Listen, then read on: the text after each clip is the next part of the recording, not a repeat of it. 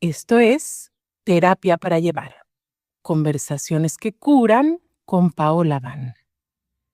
Y te doy la bienvenida a este episodio que espero que sea medicina para ti. Medicina es justamente el nombre que se le da a lo que nos cura.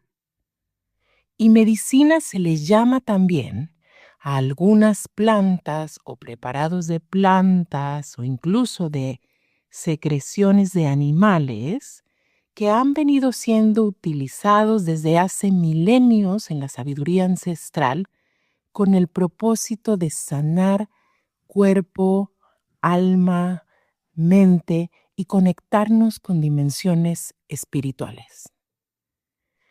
Lo interesante es que una misma planta, dependiendo de la cantidad, incluso del contexto, puede ser una medicina o un veneno.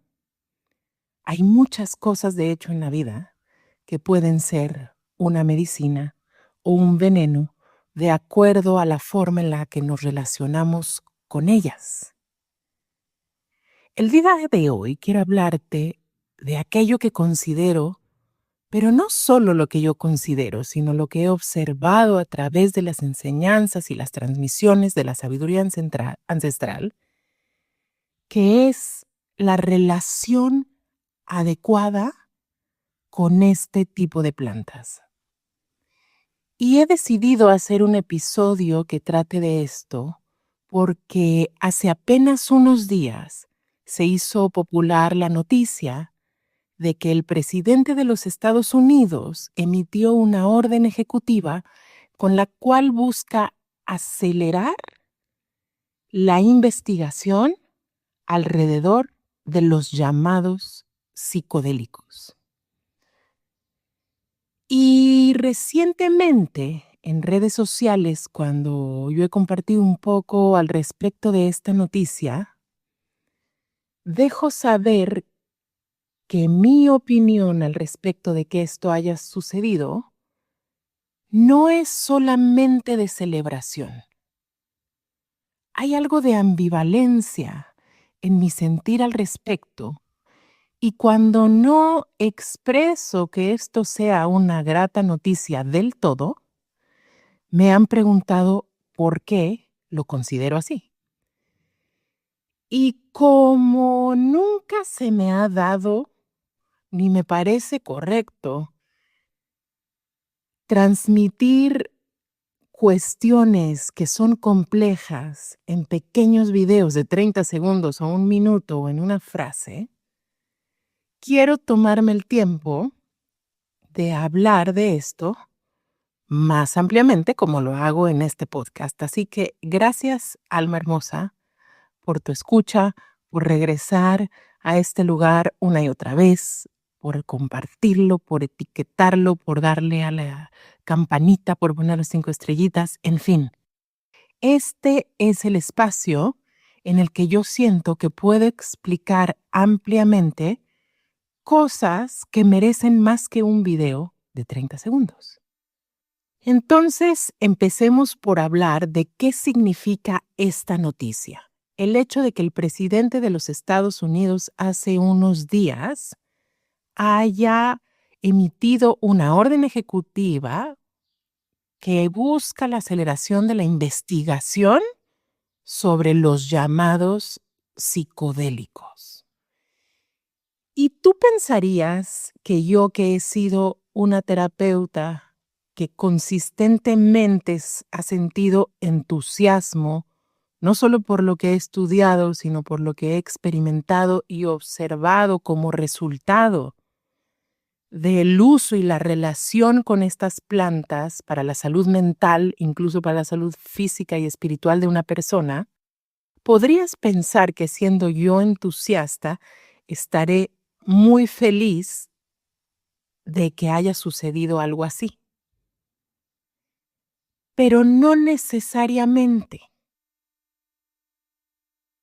Y lo que te quiero contar es que lo que significa esta orden es, uno, por un lado, sí hay algo positivo, que es la reclasificación de ciertas sustancias.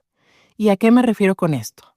Quizás tú sabes, alma hermosa, que en 1970, durante el gobierno del presidente Richard Nixon, ciertas sustancias como el LSD, como la psilocibina, en fin, como la mescalina del peyote, fueron clasificadas como drogas altamente peligrosas por la FDA, este organismo encargado de administrar estas situaciones. Y no solo eso, sino que a nivel muy potente se realizó toda una campaña que clasificaba y dejaba ver el uso de dichas sustancias, entre otras, como algo altamente peligroso, altamente dañino para la salud mental. Y esto, por supuesto, tiene todo que ver con el contexto en el que seguramente sí se dieron prácticas peligrosas. Estamos hablando de un contexto de finales de los años 60, principios de los 70, en los cuales esta llamada primera ola psicodélica conllevaba prácticas, por ejemplo, como mezclar sustancias como cannabis, LSD, en fin. Y entonces se clasifica y se genera no solo un enorme estigma sobre estas sustancias, sino que se convierten en ilegales y se les trata como drogas duras. Y entonces, específicamente con esta orden, 3 sustancias, la psilocibina, el LSD y la ibogaína, que proviene de una planta, de un arbusto, alrededor del cual hay toda un legado cultural en África, toda una práctica espiritual. Pero bueno, estas 3 sustancias serán reclasificadas eh, como, como lo que potencialmente son, como medicina. Antes de darte mi opinión, quiero darte los hechos y qué significa esta orden. ¿Significa eso? ¿Significa la reclasificación? ¿Significa el financiamiento? ¿Significa que se van a invertir millones de dólares para investigar más acerca de estas sustancias, cómo operan, cómo usarlas de manera segura? Y luego también lo que significa es que algunas personas que sean consideradas candidatas como pacientes para tratamiento con estas sustancias, y aquí muy en específico se habla de dar ese tratamiento a veteranos de guerra de los Estados Unidos, puedan encontrar una vía para acceder más fácilmente y más rápidamente a tratamiento con estas sustancias. Si hablamos de estas 3 cosas, lo más obvio sería pensar que esto es positivo. Y con toda sinceridad quiero decir que claro que desde mi mayor compasión, mi deseo y mi anhelo es que todas las personas que han tenido que atravesar por una experiencia tan terrible como es ser partícipes de una guerra, puedan obtener mayor calidad de vida. Y por supuesto que la ciencia no solo tiene un lugar, sino tiene un lugar muy importante en el tratamiento de la salud. Y por supuesto que es bueno que el tabú se vaya. Y está la otra cara de la moneda, que generalmente me toca nombrar también. Hay una voz incómoda en la que tú dirías, bueno, si están todos estos beneficios, ¿qué puede haber de malo? Y aquí es donde me permito compartirte por qué no necesariamente creo que las consecuencias de este movimiento, aquí y ahora, en la manera en la que se va a dar, bajo los mandos que se va a dar y en las formas en las que muy probablemente se va a dar, a la larga y en última instancia sea solamente algo positivo o incluso mayormente positivo. Ojo, porque yo no resueno con una mentalidad conspiradora, ni viene desde ahí mi discurso. Pero por ponerte un ejemplo reciente, ya se ha confirmado, solo que no promovido mucho que se sepa, que las consecuencias para mucha gente a partir de la aplicación de las vacunas en la pandemia fueron muy dañinas.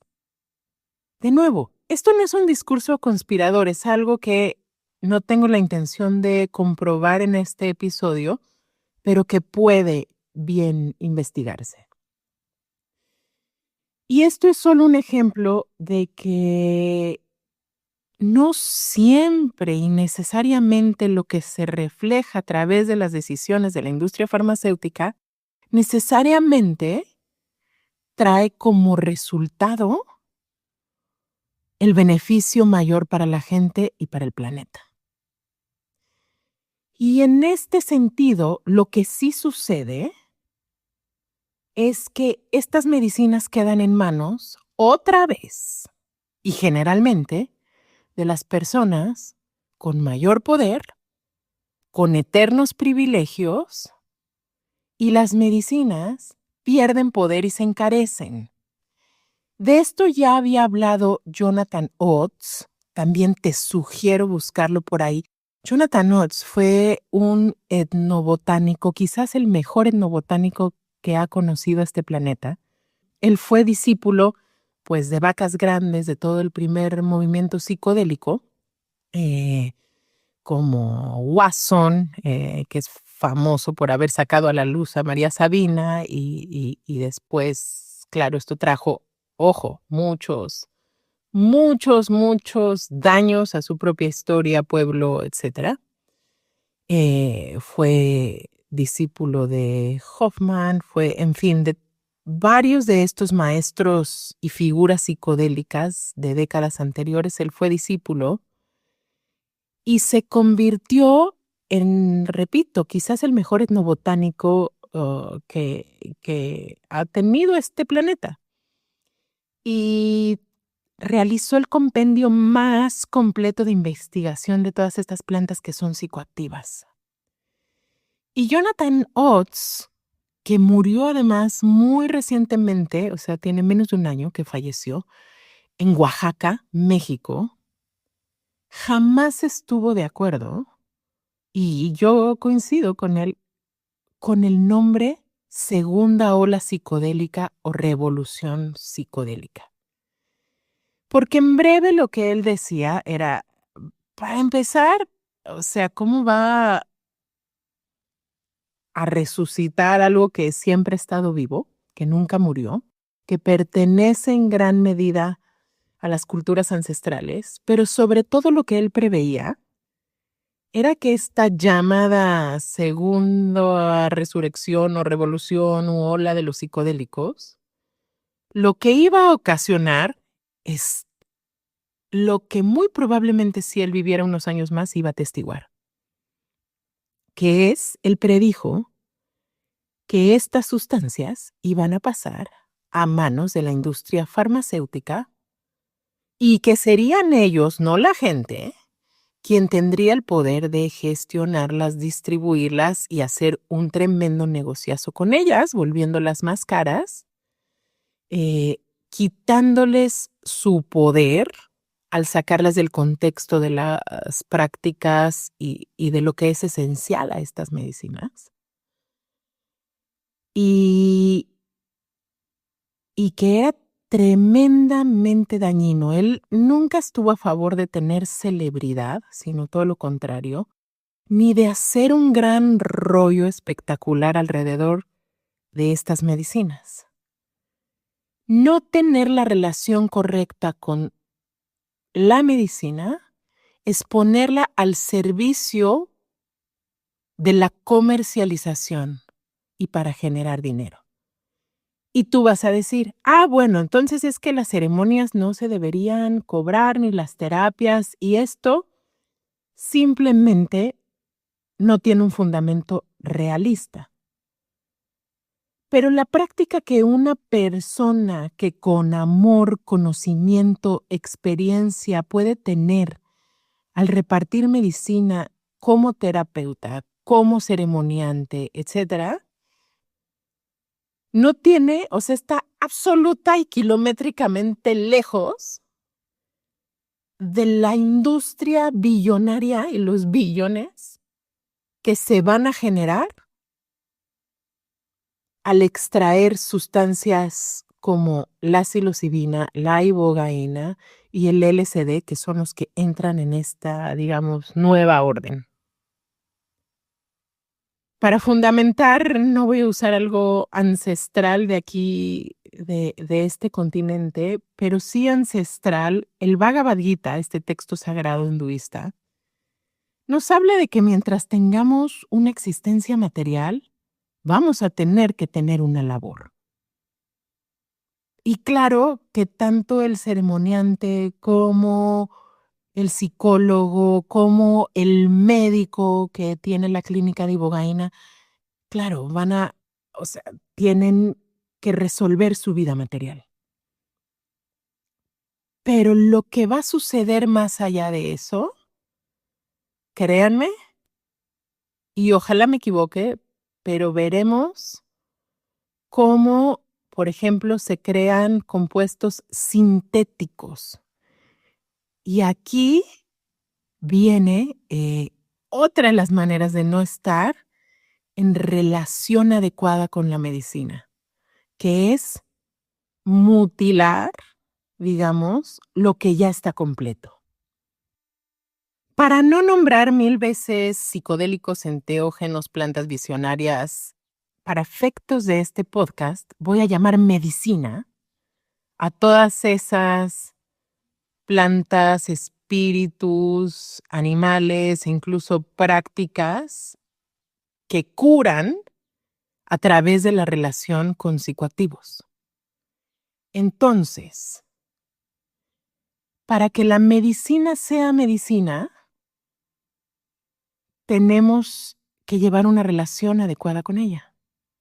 ¿Y cuáles podrían ser ciertas maneras en las que esa relación se vuelve inadecuada? Y ojo, esto no es una cuestión moral, ni de dogma, ni de ortodoxia.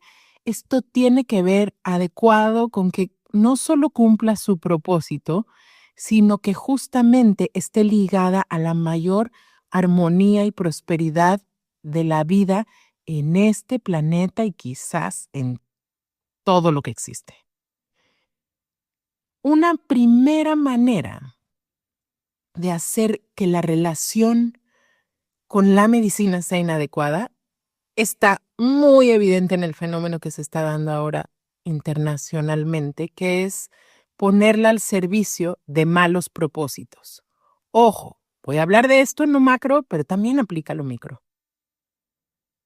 Poner la medicina al servicio de la guerra no es el propósito de la medicina.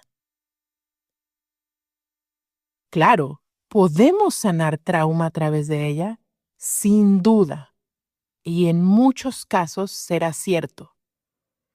Pero si el problema de raíz, lo que enferma y apaga el alma de la gente y daña al planeta, sigue sucediendo,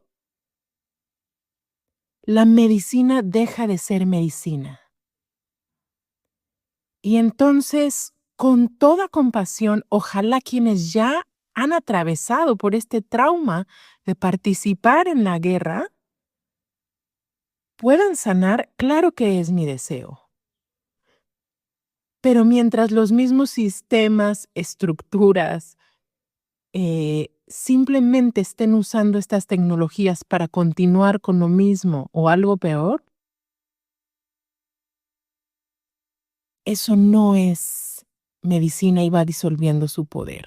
Pongo un ejemplo que puede ser controversial. Tengo amigos cercanos que viven en el Perú y están muy involucrados con la escena, no sé si me gustó la palabra escena, pero con todo este movimiento que tiene que ver con las plantas y por supuesto, bueno, específicamente en Perú con ayahuasca.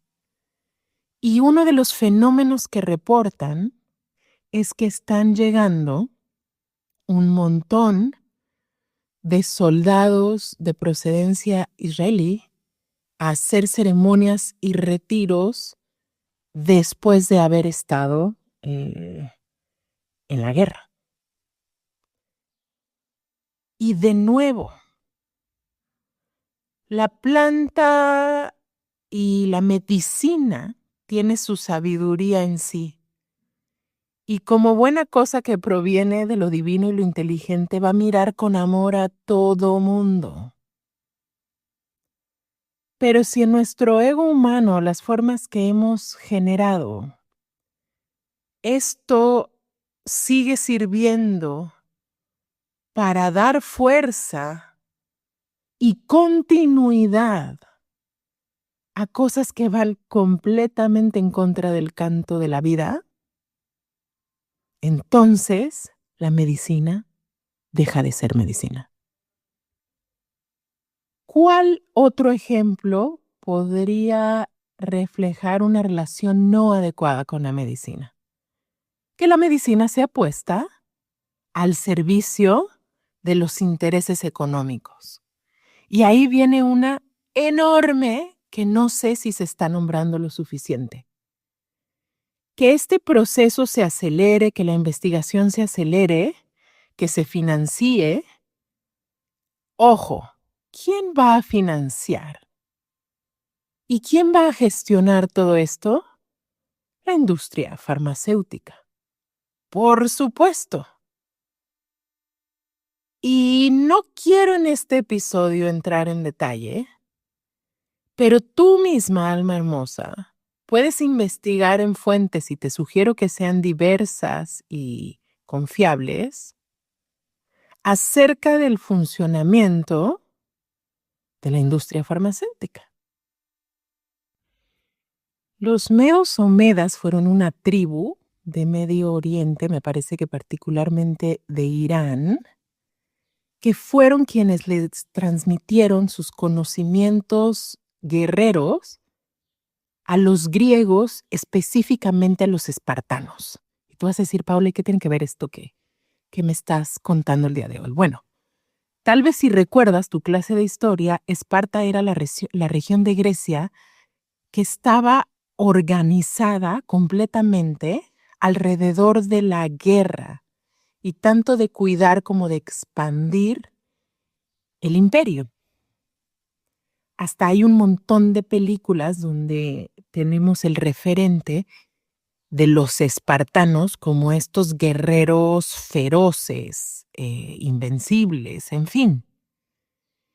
Entonces, la medicina probablemente de los medos, tiene que ver con este arte o esta disciplina que se enseña para curar a los soldados, para devolverlos lo más pronto posible a la pelea.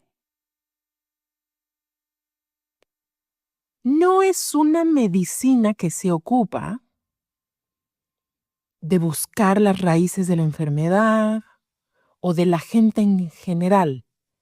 Se trataba prácticamente de que si a alguien lo mutilan, lo pegas de nuevo, lo arreglas rápidamente y es una medicina que observa a la persona no como persona, no en su complejidad, mucho menos como un alma, sino única y exclusivamente como una pieza de pelea, un objeto para la guerra.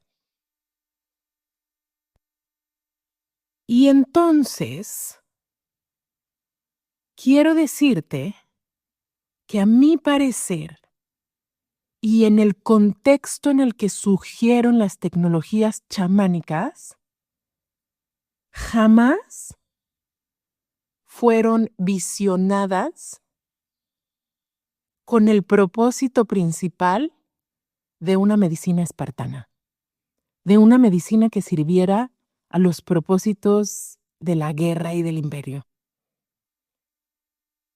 La medicina indígena, el pensamiento indígena, que es donde realmente surge la medicina de estas plantas, tiene más que ver con la correcta relación con todas las cosas. De ahí provenía la salud. Entonces quiero que empieces a ver el paradigma tan distinto que puede envolver a la misma planta, a aparente la misma práctica, pero no es la misma práctica, y a la misma, entre comillas, medicina, que cuando sale de contexto va perdiendo sus cualidades de medicina. Y entonces, estas medicinas, como todos los seres bajo la visión de lo indígena, que de nuevo habla de estar en la correcta relación con todo, con la vida, con todos los seres, pero no nada más los terrestres, sino todo lo que existe en todos los reinos y dimensiones. Esa medicina es verdaderamente la que volvió sagrada y curativa la relación con estas plantas. Y aquí es donde hay un montón de maneras de no estar en la relación correcta con estas plantas. Y tú me puedes decir, Paola, nosotros no somos indígenas. Muy probablemente la gran mayoría de las almas hermosas que escuchan este podcast no nacieron ni viven con sangre puramente indígena ni en contextos puramente indígenas, y nuestra realidad es que pertenecemos a situaciones actuales que incluyen mucha más modernidad, estoy de acuerdo. Y a la vez, para mí, a lo largo de los años, ya más de 20 años, en los que he caminado una relación de mucho amor y respeto con estas plantas y también con las tradiciones que las acunan, me ha sido muy notorio cómo la medicina se va disolviendo. A veces se va conservando, pero muchas veces se va disolviendo. Y el propósito acá no es que imitemos el ritual indígena, sino que vayamos al significado profundo y logremos arraigar eso que es profundo sin disolverlo, sin deshacer la medicina. Ahí está nuestro gran reto. Gran reto de quienes como consumidores de esta medicina, o aún más, facilitadores o facilitadoras o activistas o promotores de esta medicina tenemos, tiene que ver con no disolver esta medicina y permanecer en la relación correcta con ella, que repito, no tiene que ver con imitar los modelos indígenas, pero sí aprender de ellos. No tiene que ver con dogmatizar o rigidizar las formas, pero sí entender por qué a veces se dan ciertas formas y para qué sirven y cómo las puedo yo vivir y caminar. Y entonces relacionarme de una manera que conserve el poder de esta medicina. Y aquí a lo que me refiero es muy específicamente, no corresponde al mismo nivel de comprensión de la realidad, al mismo nivel de conciencia, y entendamos como conciencia el poderte dar cuenta de las cosas a profundidad, no pertenece al mismo nivel de percepción y de conciencia llamar a los hongos niños santos o Teonanacat que psilocibina. Ojo, esto es lo que ha hecho la medicina alópata y la ciencia patrocinada por intereses financieros y otros bastante cuestionables desde hace décadas. Romper el cuerpo y estudiar solo el corazón o solo el intestino o solo la uña, en lugar de ver al ser como una plenitud, como un sistema y observar las relaciones y lo profundo. Cuando hablamos de psilocibina, ay, perdónenme, o sea, más allá de mi amargura de que a mí me choca cuando alguien dice microdosis de psilocibina o porque lo que cura no es la psilocibina. Cada hongo, si tenemos los ojos para verlo, es el resultado del proceso de todo el territorio y las relaciones en las que nace y se da. Para que un hongo psilocibe tenga la potencia y la medicina que tiene que caer el rayo y la tierra tiene que tener ciertas características de humedad, de minerales, de carga eléctrica, justamente. Y todo eso es la medicina. Y tú dirás, ¿y qué pasa con los cultivados? Bueno, también ahí todo lo que se alimenta, quién lo cultiva, cómo lo cultiva, etcétera, es un factor importante en lo que esa medicina va a hacer. Pero se requiere la capacidad de percibirlo. No es solamente, además, una cuestión química, pero por supuesto. Por ejemplo, en el caso de la ibogaína, esta es una planta que las tribus del lugar en África, donde surge la práctica y el ritual, donde esto se comparte, tienen muchísimas cualidades medicinales. Entonces, esa es otra manera de no entrar en buena relación con algo. Ahora, ojo, tú dirás, entonces, Paola, lo que tú sugieres es replicar los rituales de los mazatecos o de los Shipibo en Perú o de ciertas tribus y tal, cuando esa no es nuestra identidad. Mi respuesta claramente es no. Pero, a ver, esta historia, que puede parecer completamente aparte, a mí me parece que ilustra muy bien. Quizás has escuchado hablar de Chogyam Trungpa, que fue una de las personas que trajeron el budismo tántrico de Tíbet para este continente en Estados Unidos. En su momento y en su tiempo, y hasta la fecha, hay un movimiento de meditación tántrica, por ejemplo, Pema Chodron, esta monja budista americana, Reginald Rey, en fin, hay varios maestros que provienen de ese linaje y tienen prácticas que conservan la sustancia. Pero cuando Chogyam Trungpa vino de su linaje, de su monasterio, a compartir a Estados Unidos, se vistió de traje sastre y se quitó los hábitos de monje tibetano. Y lo excomulgaron de su comunidad religiosa, no solo por compartir el conocimiento que sí era verdadero, sino también por quitarse los hábitos y no vestirse como tibetano.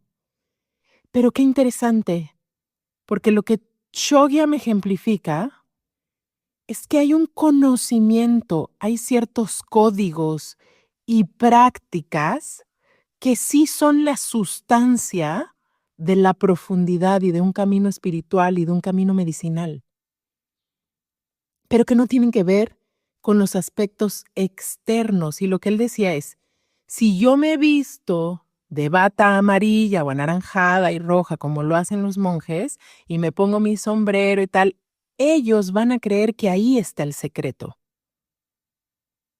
¿Ya? Entonces, A esto, a este código, a este sistema operativo que está en la medicina, es al que estamos apelando a no destruir. Porque sí existe. Y no es algo que yo de nuevo te puedo transmitir y mucho menos en un reel de Instagram o de TikTok de 1 minuto. Es algo que se camina, que se integra, que se va comprendiendo con el tiempo y que por supuesto no tiene que ver con este aislamiento y esta mutilación que se va a dar cuando estas sustancias sean vistas solo como sustancias, cuando sean desgarradas por completo de su contexto original. Además, por supuesto, que los menos beneficiados van a ser las personas que sí han acunado, cuidado, conservado estas medicinas, como son los pueblos originarios. Interesante, porque la gran mayoría de personas que van a la guerra, por ejemplo, en Estados Unidos, son indígenas, son inmigrantes. Esos son los primeritos que se van a la guerra.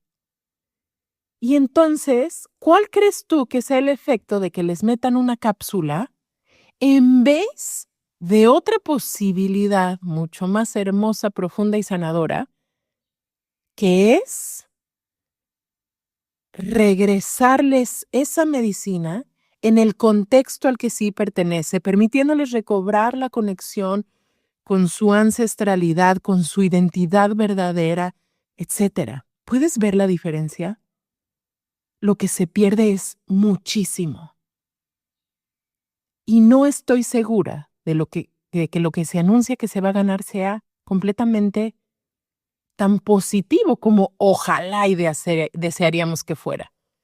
Pero no es tan sencillo y no es bajo esas metodologías. Por último, voy a compartirte una forma más en la que creo que nuestra relación con la medicina podría no ser bien aspectada.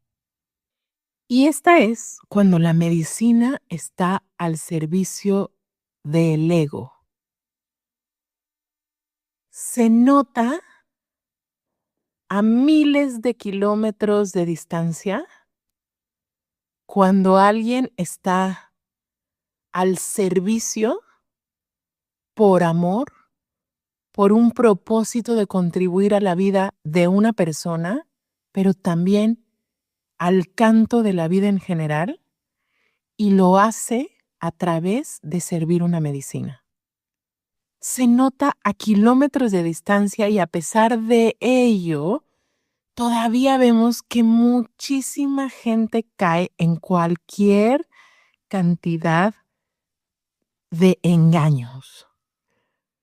Todos estos fuegos literalmente artificiales de los que algunas personas que enarbolan ahí la bandera de la revolución psicodélica echan, son eso, fuegos artificiales, congresos en los que se invierten millones y millones de pesos o de dólares con pantallas de LED y escenarios espectaculares.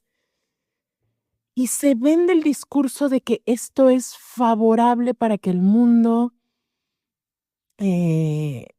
evolucione y se abra a la psicodelia. Permítanme dudar y desconfiar de que esto sea así. Se nota, repito, a kilómetros de distancia cuando la persona se coloca un penacho para, sí, personificar cierta autoridad O de nuevo, cuando se usa el discurso de la psicodelia supuestamente con buenas intenciones, pero se hace más para ganar una celebridad. Y ojalá la celebridad se reflejara en mayor impacto y mayor bien. No es que yo estoy en contra ni de la fama, ni del reconocimiento, ni de la expresión del máximo potencial de las personas. Pero se nota clarísimamente cuando la medicina ha sido puesta en lo micro y en lo macro al servicio del ego. Y ojo, porque como dice uno de mis muy queridos maestros, Quique Pinto, y nos repite esa enseñanza y nos la demuestra con mucho humor una y otra vez, todos tenemos algo de coyote, ¿no? Como algo de querer montarnos a este personaje. Pero hay que volver siempre a recordar de qué se trata. La medicina está hecha para sostener y alimentar el canto de la vida, no para sostener ni ejércitos, ni industrias, ni imperios, ni egos magnánimos. En lo macro, ojo, porque hoy te hablé mucho de lo macro, pero tampoco en lo micro. Todo este episodio para mí es el rezo, que volvamos a la relación adecuada con estas medicinas y que vayamos caminando con mucho amor, con mucha reverencia y con un propósito verdadero. Te agradezco mucho por escuchar estas palabras, por compartir este podcast, por seguirnos en las redes sociales. Mi proyecto se llama Pachamamita Espiritualidad con los pies en la tierra y nos encuentras como @pachamamita.mamitatierra en Instagram y nuestra página es pachamamita.mx. Estamos por iniciar una formación para facilitadores de cacao que parte de todos estos mismos principios que aquí ahora te he compartido. Poder encontrar una manera propia, pero verdadera, profunda, sincera, de compartir con respeto hacia lo que se ha caminado antes, pero también en la libertad de encontrar nuestra identidad como quienes somos aquí y ahora, sin tener que menospreciarnos como simples y llanos mestizos, sino accediendo a nuestra memoria ancestral desde lo encarnado, desde lo que no es puramente y puro discurso, sino que está hecho vida en nuestro cuerpo y, ojo, en nuestras relaciones. Todos los informes están en pachamamita.mx y ahí puedes encontrar un WhatsApp al cual dirigirte si es que quieres inscribirte. Está la opción de hacerlo en un solo pago o en varios. En fin, contáctanos. Dale seguir a este podcast. Si te gusta, danos 5 estrellitas y que todo esto sea para contribuir al canto de la vida. Por todas mis relaciones.